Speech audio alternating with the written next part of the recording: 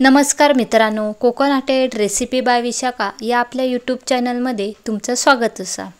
आज मी तुमच्यासाठी पौष्टिक अशी नवीन रेसिपी घेऊन आले। ती काय असत ओळखा बघू, नाही ना ओळखलात? आज मी तुमका दाखवतले कढीपत्त्याचा डोसा कसो बनवतात तो। कधी खाल्लेल्यात कढीपत्त्याचा डोसा नाही ना खाल्लात तर ही रेसिपी तुमच्यासाठी। ह्यो व्हिडिओ तुमका आवडलो तर शेअर करू विसरू नका। तर चला रेसिपी सुरुवात करूया। ह्या बघा, ह्या कढीपत्त्याचं झाड किती हिरवीगार पानं आहेत बघा, कशी किती मस्त दिसतात बघा पानं। आता ह्यो कढीपत्तो मी काढून घेते बघ।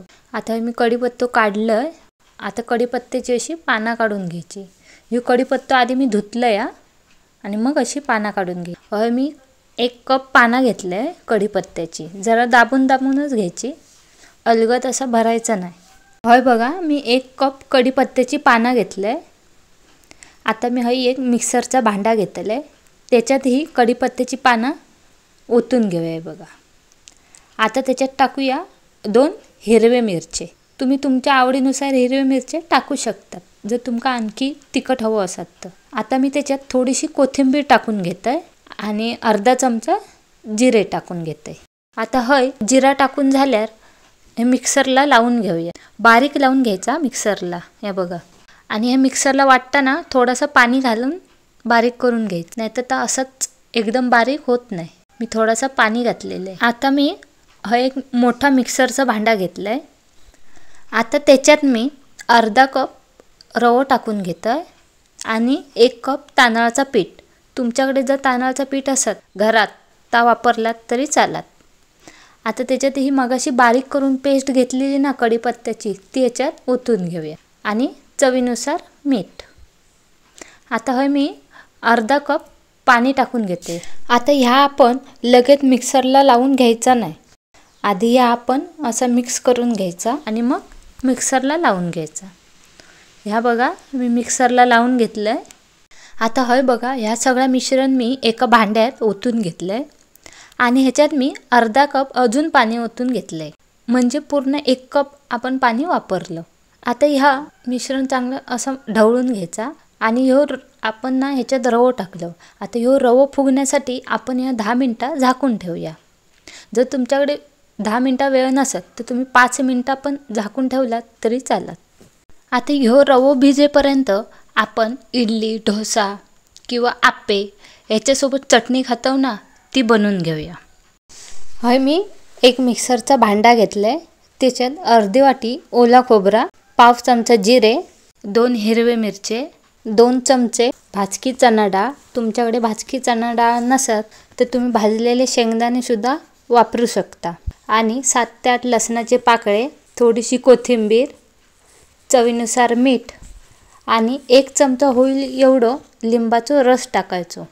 जर तुमच्याकडे लिंबाचा रस नसत तर तुम्ही अर्धा चमचा दही टाकलात तरी चालत।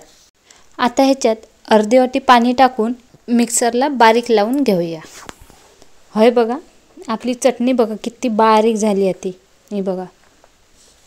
आता ही चटणी मी एका भांड्यात ओतून घेते। आता ह्या चटणी फोडणी देण्यासाठी एका पळीत मी पाव चमचा तेल टाकून गरम करून घेतलं, हे बघा। आता त्याच्यात मी अर्धा चमचा मोहरी आणि 7 ते 8 कढीपत्त्याची पानं आणि 2 लाल सुके मिरची घेतले, ते टाकून घेते। आता ही फोडणी चांगली तडतडली का आपण ही फोडणी चटणीवर ओतून घेऊया। आता ही मिक्स करून घेऊया आणि ही चटणी तुमका अजून जर पातळ हवी असत तर तुम्ही ह्याच्यात पाणी घालून पातळ बनवू शकता। तर तयार असा आपली कढीपत्त्याच्या डोस्यासोबत खाऊसाठी चटणी।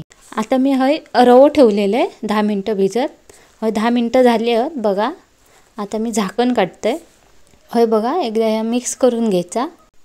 ह्या मिश्रण बघा, आपण जसे डोसे काढतो ना तसं सेम पीठ तयार झाला। एकदम पातळ पण नाही आणि एकदम घट्ट पण नाही, मीडियममध्ये। आता मी ह्याच्यात चवीनुसार मीठ आणि पाव चमचो खायचं सोडा टाकून हे चांगला मिक्स करून घेते।